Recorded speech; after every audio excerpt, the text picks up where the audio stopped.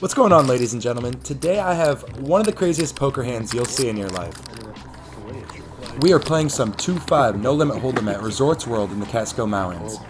After a slow start to the session, stuck a few $100s, we look down at Queen Jack of Spades and open it up to $15. It folds around quickly to the small blind, who makes the call. Listen, I know what I know and I know what I don't know. I'm raising to 60. Unfortunately, we get raised by the big blind, who's an older gentleman who plays pretty straight up. He rarely 3-bets and can be narrowed down to an airtight range. For this reason, I actually consider folding, but being in position against two players who I know I have an edge on, I make the call, and the small blind does as well. Going to a flop 3 ways, the dealer puts out the beautiful 8, 9, 10 rainbow, giving us the stone cold nuts.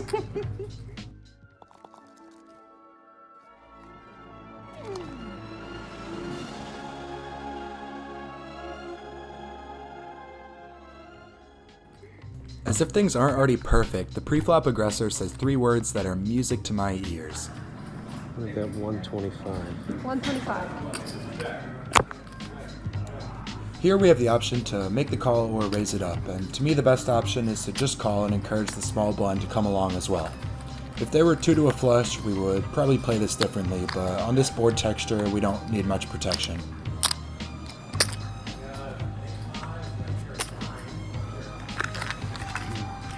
Our play goes exactly as planned, and the small blind makes the call as well. The turn brings a beautiful 4 of diamonds, completing the rainbow. Unfortunately, both players check to me, and now we want to milk as much money as we possibly can. I go with a larger sizing of $400, as these are stickier players who will not throw away their overpairs and sets, regardless of sizing. How much more you got? We've got a badass over here. After not too long, the small blind goes ahead and makes the call. In a 3-bet pot, he's going to have a good amount of sets here, along with some hands like 9-10 for 2-pair or 10-jack that have a pair and a straight draw. After this, the big blind goes into a tank, and not just a tank. This is the tank to end all tanks. One eternity later. At this point, I'm almost positive that he has queens, kings, or aces given the action. I'm sitting here begging for a call, so in my best attempt to look nervous, I start shuffling my chips with a shaky hand as poorly as I can. I don't know if this worked out or not, but he called right away, so that's a win in my books. Going to a river with nearly $1,800 in the middle, we are praying for a clean card. The last thing we want to see is...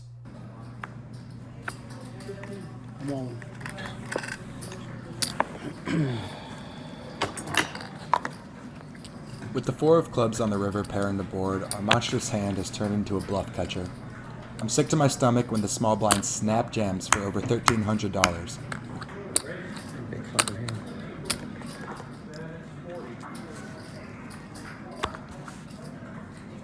Given that I only have a few $100s left, this is almost never a bluff.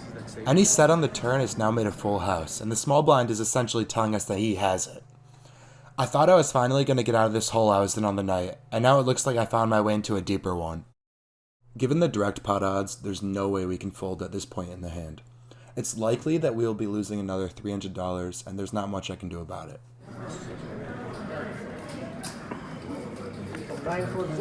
It's so gross, I flopped the nuts. So fucking gross. Wow.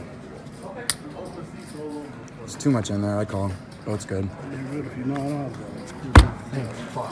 Somehow, against all odds, we have the best hand here at Showdown.